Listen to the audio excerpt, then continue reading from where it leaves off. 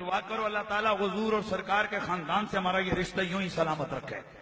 تو جو میں عرض کر رہا ہوں کہ وہاں بھی میں نے جملہ کہا اور یہاں بھی کہتا ہوں، وہاں میں نے شان آل محمد کو بیان کیا، کیونکہ وہاں یزیدیت کے جراثیم کچھ تنگ کر رہے تھے سنیوں کو، میں نے وہاں پر شان آل محمد کو بیان کیا۔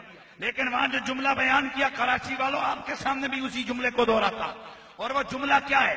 میں نے کہا میں علی کا نوکر، میرا باپ نوکر، میری ماں نوکرانی، میری جد نوکر، میری نسلیں علی کی نوکر، میرا سارا خاندان علی کا نوکر، ذریت طاہرہ کے ہم نوکر ہیں۔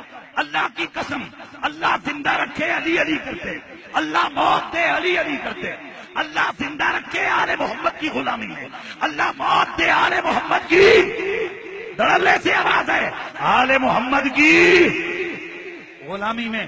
اور یہاں میں ایک جملہ اور کہہ رہا ہوں کراچی والوں، اتنا بڑا اجتماع ہے اور مجھے یہ جملہ لازمی اور ضروری آپ تک ڈلیور کرنا ہے۔ حدیث پاک کا مفہوم ہے، اور نہایا ابن اسیر کے اندر امام جعفر صادق اس حدیث کے راوی ہیں۔ اس کے علاوہ یہ روایت ترمذی میں موجود ہے، اس کے علاوہ ملا علی قاری نے مرکات میں ذکر کیا، میرے مجدد پاک نے، میرے حضرت سرکار حضرت محدث دہلوی نے اس روایت کو مدارج کے اندر روایت کیا، امام جلال الدین سیوطی نے بھی ذکر کیا۔ روایت کیا ہے؟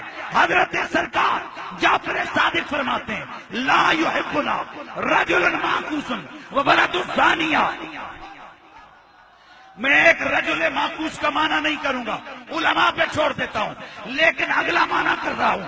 حضرت جعفر صادق فرماتے ہیں، جو ہم سے پیار کرے اس پیار کے لیے لازم ہے کہ اس کی رگوں میں خون حلال کا ہونا چاہیے۔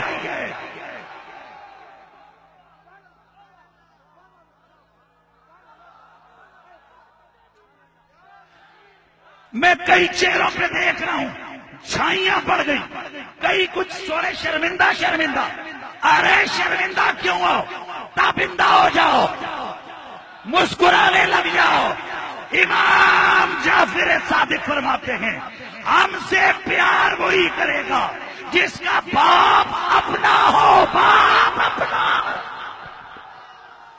تو ہم سنی مولا علی کی عظمت کا ترانہ گا کر، مولا علی کی رفعت کا نعرہ لگا کر یہ بتا رہے ہیں ہمارا عقیدہ بھی ٹھیک ہے، ہمارا نسب بھی ٹھیک ہے۔